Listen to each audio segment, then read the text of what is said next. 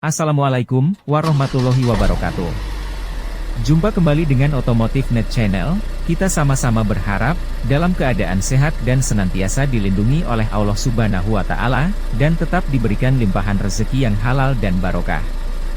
Amin amin amin ya robbal alamin. Sobat Disimania dan Otomotif Mania, berbeda dengan bus biasa yang terdapat di mana-mana. Selama ini bus gandeng penggunaannya memang terpusat di Jakarta saja sebagai angkutan massal. Hal ini disebabkan dimensi panjang bus yang tidak memungkinkan untuk melaju di jalanan umum di luar Jakarta, karena lebar jalan antar kota tidaklah sama.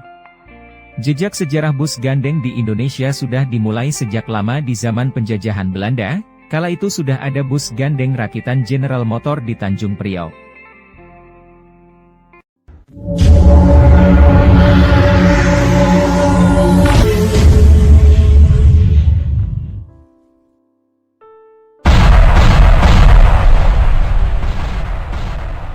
Bus gandeng ini dibuat untuk kepentingan pengangkutan pasukan militer Belanda.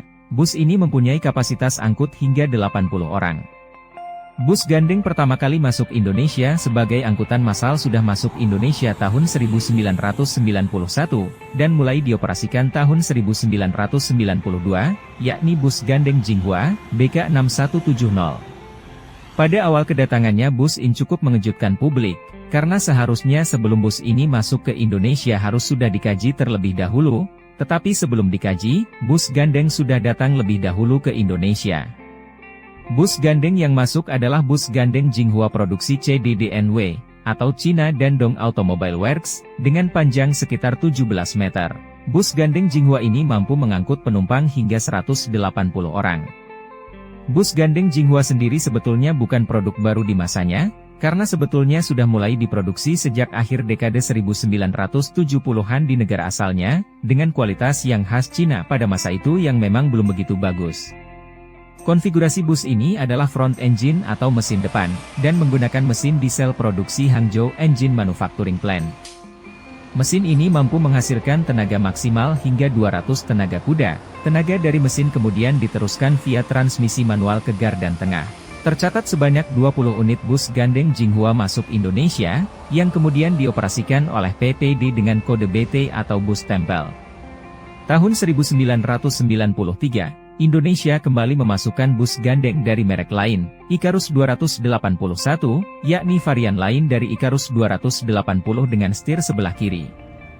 Uniknya lagi Ikarus 281 ini ditenagai oleh mesin DAF LT195 dari Belanda, dengan konfigurasi 6 silinder segaris. Dengan kapasitas mesin 11.630 cc, mesin ini mampu menghasilkan tenaga maksimal hingga 261 tenaga kuda pada 2000 rpm, dan torsi maksimal 1065 Nm pada 1500 rpm. Tenaga dari mesin kemudian diteruskan ke gardan belakang via transmisi manual 6 percepatan yang sudah dilengkapi synkromes, jadi perpindahannya lebih halus, dan untuk aksele paling belakang sudah dilengkapi dengan steering yang bisa berbelok sehingga memudahkan manuver bus. Dengan keunggulannya tersebut maka tak heran ketika beroperasi bus ini sempat menjadi primadona karena terkenal kencang dan halus.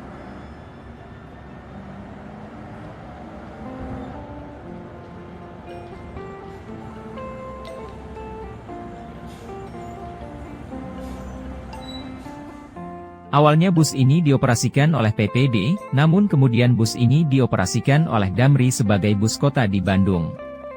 Indonesia mendatangkan 43 bus Ikarus 281.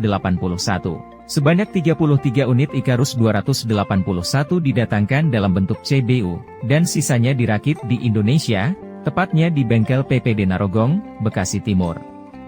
Bus ini didatangkan oleh Siti Hardianti Rukmana atau Mbak Tutut melalui salah satu perusahaannya. Bus ini berbahan bakar BBG dan merupakan percontohan proyek Langit Biru yang dicanangkan pemerintah pada saat itu. Rencananya, jika bus ini lulus dan teruji untuk kondisi di tanah air, setidaknya 400 unit akan digunakan sebagai armada bus di sejumlah kota di Indonesia, seperti Jakarta, Surabaya, Semarang, Solo, Medan dan Bandung. Namun entah mengapa proyek ini lantas tidak terdengar lagi gaungnya. Di awal tahun 2000-an, bus Ikarus mulai menghadapi masa senjanya. Unit bus mulai sakit-sakitan karena usia dan terbatasnya spare parts.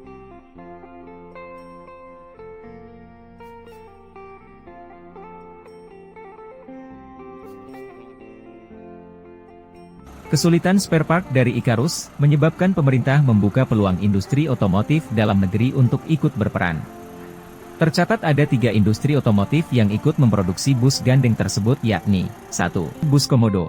Bus gandeng ini merupakan karya anak bangsa, buatan PT Asia Auto International atau AAII. Dalam operasionalnya, bus Komodo buatan PT AAI dijalankan oleh PT Eka Sari Lorena Transport. Hanya saja sejak ada peristiwa terbakarnya bus Komodo di Salemba, Jakarta Pusat, keberadaan bus Komodo kini tidak terlihat lagi.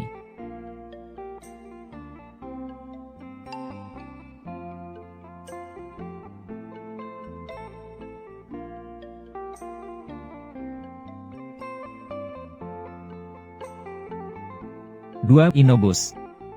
Bus gandeng Inobus ini dibuat oleh PT Inka. Inobus didesain dan diproduksi di Indonesia. Seperti bus Komodo, bus buatan Madiun Jawa Timur itu dijadikan armada Transjakarta pada 2011. Armada ini digawangi oleh sasis ETC 320, dengan mesin Cummins ISLG berkekuatan 320 tenaga kuda, dan berbahan bakar gas. Badan bus dibuat oleh karoseri lokal yaitu karoseri Laksana dan karoseri Trisakti, dengan desain bernama Cityline. Hanya saja Inobus sempat jadi sorotan, ketika bodi bus patah di wilayah Jatinegara, Jakarta Timur.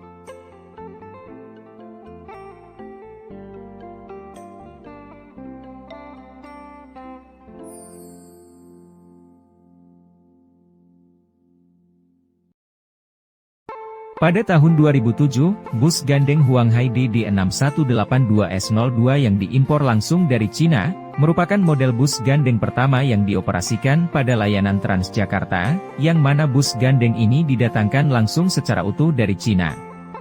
Populasi dari bus gandeng Huanghai DD6182S02 kala itu bisa dikatakan tidak terlalu banyak, yaitu sekitar 10 unit bus saja, yang mana bus gandeng model ini mayoritas dioperasikan pada koridor 5, dengan rute perjalanan dari Kampung Melayu menuju Ancol. Dan operator bus gandeng Huanghai DD6182S02 adalah JMT, atau Jakarta Megatrans, yakni Gabungan Mayasari Bakti, CTD Safe, PPD dan Pahala Kencana. Pada tahun 2013 kembali Indonesia mendatangkan bus gandeng dari negara tirai bambu, yakni Zongtong, Ankai, maupun Yutong. Baiklah, mari kita bahas secara singkat kiprah bus buatan negara tirai bambu tersebut. Bus Yutong. Bus gandeng merek Yutong adalah bus buatan Cina pada tahun 2013, dan mulai beroperasi pada tahun 2014. Bus ini pernah menjadi perhatian masyarakat di tanah air.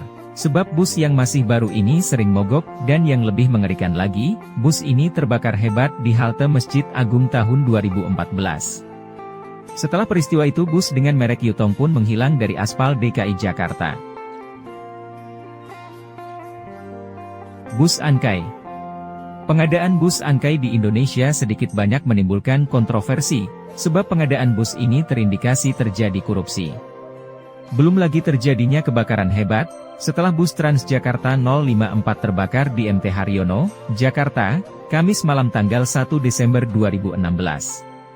Peristiwa terbakarnya TJ054 di MT Haryono tidak menimbulkan korban jiwa, hal ini berkat kesigapan petugas Transjakarta yang mengambil langkah pencegahan. Akibat terbakarnya TJ merek Ankai tersebut, menyebabkan PT Transportasi Jakarta menghentikan operasi 30 bus gandeng merek Ankai. Penghentian operasi itu agar Transjakarta dapat melakukan investigasi secara menyeluruh dan mendalam pada kendaraan tersebut. Penghentian operasi 30 unit bus tersebut sampai batas waktu yang tidak ditentukan. Bus Zongtong. Pengadaan bus Zongtong sebanyak 30 unit bus didatangkan dari negeri tirai bambu pada tahun 2013, dan mulai beroperasi pada tahun 2014. Bus merek Zongtong ini menggantikan 29 unit bus merek Yutong yang bermasalah akibat terbakar hebat pada 28 Agustus tahun 2014. Sama seperti bus gandeng merek Cina sebelumnya, pada tahun 2015, satu unit bus merek Zongtong pun terbakar hebat di halte Pancoran Jakarta Selatan. Akibat banyaknya bus-bus yang terbakar, membuat Gubernur DKI Jakarta, Basuki Cahayapurnama marah-marah dan kapok untuk membeli bus buatan Cina. Sayangnya tahun 2014 terjadi skandal bus Transjakarta berkarat, yang merupakan pengadaan tahun 2013. Bus yang didatangkan langsung dari Cina tersebut, terbukti sudah karatan di bagian sasis dan mesinnya. Peristiwa tersebut langsung mengundang kehebohan di tengah masyarakat, yang terindikasi adanya korupsi di Dinas Perhubungan DKI Jakarta. Pasca skandal bus berkarat dari Cina, Transjakarta pun berbenah dengan mendatangkan bus-bus gandeng yang lebih berkualitas. Bus terbaru ini menggunakan sasis bus gandeng merek Scania K340 dengan karoseri laksana. Dan hingga akhir tahun 2023, jumlah armada gandeng Transjakarta berjumlah 140 unit dengan berbahan bakar diesel maupun berbahan bakar gas.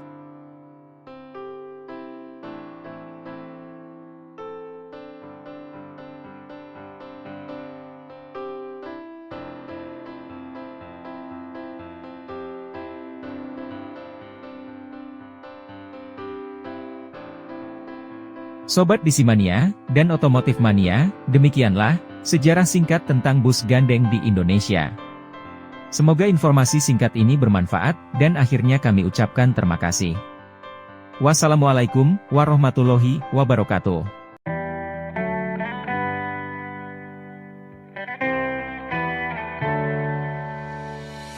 On my own, but I don't know why. You hit the road, but you don't realize I won't look back when you're around. I won't think twice when you're gone. Don't hesitate to call me back, 'cause I